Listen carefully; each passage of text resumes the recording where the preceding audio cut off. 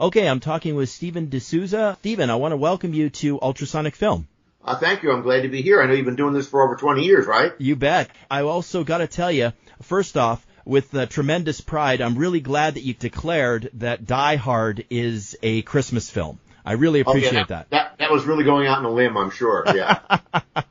Well, it's nice to have the actual writer do that. Yeah. Something that shows here in the city every Christmas, and I take it in, and of course it is one of my personal favorites as well. What are some of the lines that you wrote? Because there are so many classic lines in that film, and I know you contributed a lot of the humor to that movie. Yes, there was a really good script by Jeb Stewart, who did The Fugitive. He's done some other good movies. Right. But he's not known for being funny. He's a great writer, but he's not a funny guy. So you can safely assume that the comedy is from me. And there's some excellent ad-libs from Bruce as well. I was on the set a great deal in that movie, which is also one of the reasons I was brought on that movie was, again, it was shot in front of the cameras. I was literally rewriting it as we were doing. We filmed on real nights because we were filmed in a real building and you could look out the windows and see the city. So there was a lot of practical. There was the big office set with the waterfall. That was a stage. Right. But much of the building isn't a real building. So we're killing Bruce Willis, cause he's still doing Moonlighting. Right. The movie came together and such, the famous story, they tried to cast everybody to Hollywood. Right. 2:00 in the morning, I get a phone call, Joel Silver. He says, you gotta get right back here. Like, what is it? He says, these morons use real air vents. So it's taken them a month to crawl through them. They should have made a bigger than normal air vent. Oh, man. So it's taken them a month to crawl. We need lines. Yeah. So I go back to the studio. They gave me a walkie-talkie, and Bruce is up there, and I'm feeding him lines. So come out to the coast. We'll have a good time. I literally made that up, and he recorded a moment later.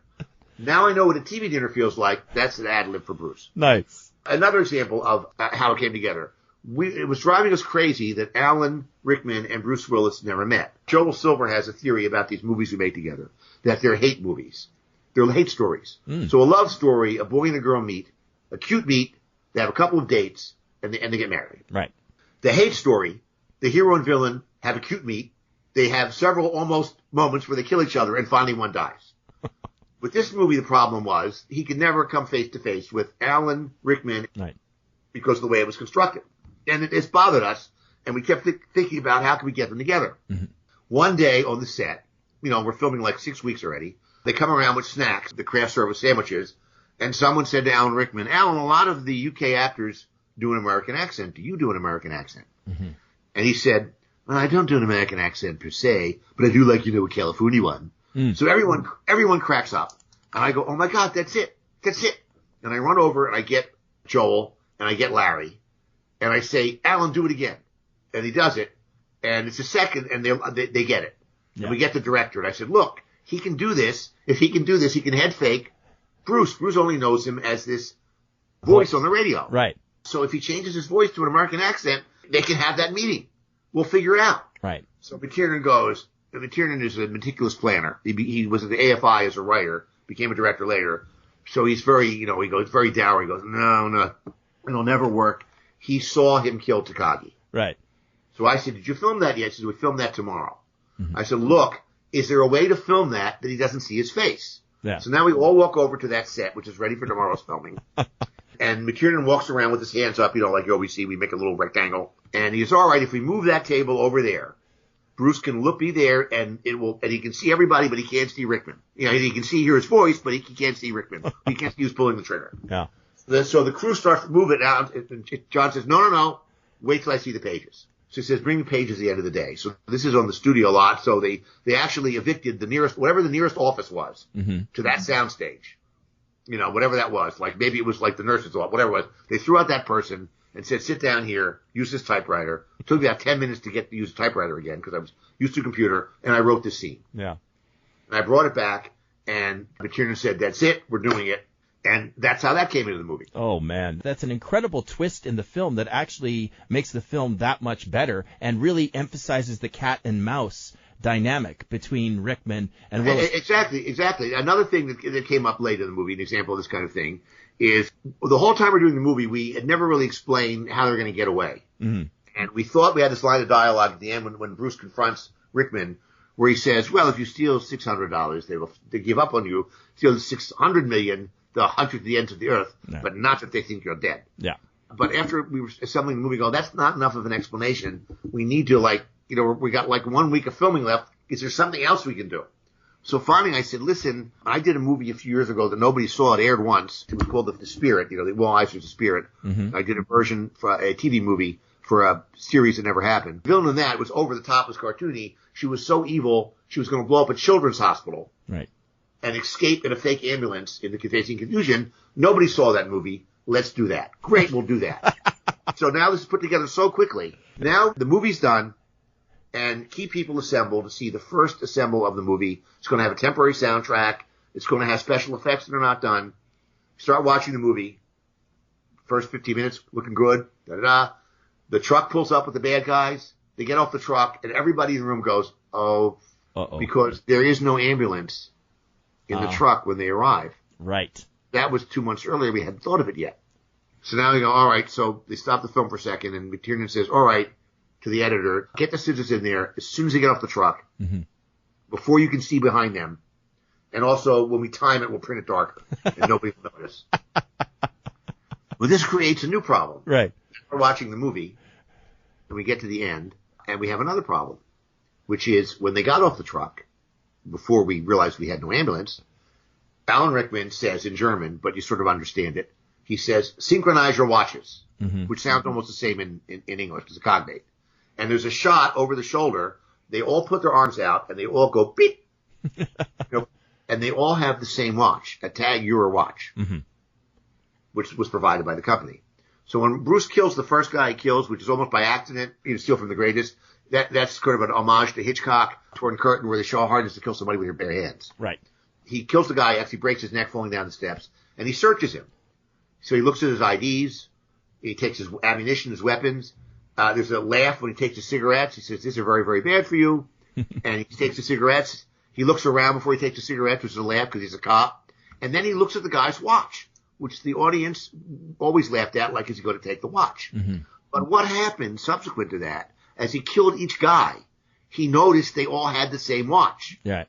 And later on when he says, I think these guys are professionals on the phone, he says they have the best IDs I've ever seen. They have European clothes, but the labels are cut out. Yeah. They all have the same weapons, and they all have the same watch. Yeah. Professional team. But now we had to cut out that reference, right, because we didn't see them synchronize their watches. Right? So the first watch, when he kills the guy by accident, the guy in the ho, ho, ho, now I have a machine gun, that guy, that played as a joke. But all the other watches, looking at the watches suspiciously, were devoid of meaning. Right. So we cut them all out. But that was how he knew Alan Rickman was a terrorist. When he lights the cigarette, he sees his watch. Right. So we actually had a shot where Bruce's eyes clearly moved from the lighter to the watch, and we took that shot out. But now people go, how does he know? Right. Well, he's like Sherlock Holmes. The accent wasn't that good. Or other people say, well, he said his name is Billy Clay, but his name on the wall said William Clay. Yeah. That was a giveaway, except that shows how brilliant Alan Rickman is. Right. Exactly. So that explains. But these little idiosyncrasies show you how hastily the movie got assembled. Yeah. My favorite error is actually in Die Hard 2, where the director was, I think, from Holland, and the DP's from Great Britain, and Bruce Willis is in Washington, D.C., but the phone says Pacific Bell. So a lot of people have caught that one, because, neither of those guys recognize what does Pacific Bell mean. Yeah. Exactly.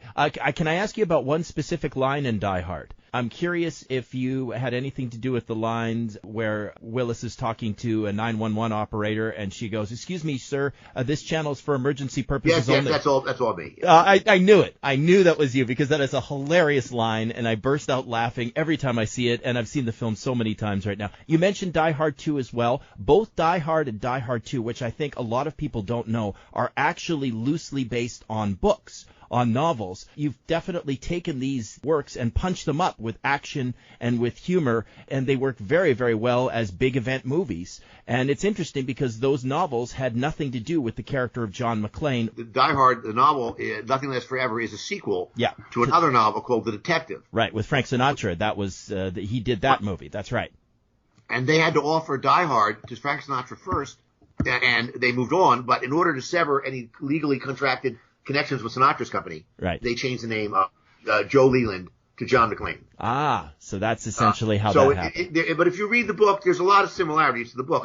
For example, In the book, this was written in the 70s, I guess. It was the height of the CB craze. So his connection to somebody outside was originally with a taxi driver who had a CB radio. Mm-hmm.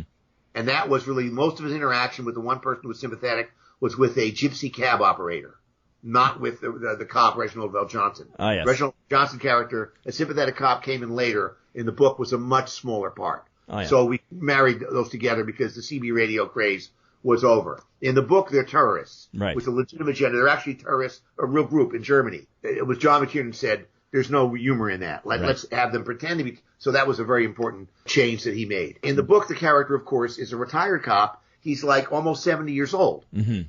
And he's visiting his daughter. Right. So that was the first one. We're going to have a younger lead. Mm-hmm. And he's not visiting his daughter. He's visiting his wife. Right. But if you read the book, the plot line is very similar. The biggest change is the book is entirely in the protagonist's head. Right. It's what he's thinking, what he's remembering. There's long periods where he's thinking about when his daughter was young. He's remembering World War II experiences. It turns out that the Alan Rickman character is the son of a big Nazi that Leyland actually caught during the war. And he actually met Alan Rickman's character when he was a child and visited his father in prison. So all that stuff went out of the window.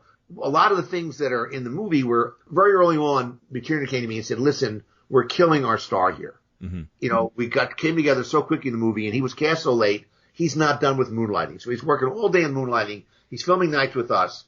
Can you start expanding scenes with other characters so we can get some nights off? So some of the wonderful stuff in that movie with the reporter and with Holly confronting Alan Rickman, that was done to give Bruce some time to go to sleep, and it made a richer movie. Later on, McTiernan, very kindly, there's a coffee table book of Die Hard, the definitive history. It's like a giant, break your coffee table. But in there, McTiernan did the introduction. He was very kind to me. He said, I asked Steve Souza to expand the world of the movie, and he gave me a Fellini movie, which is very nice.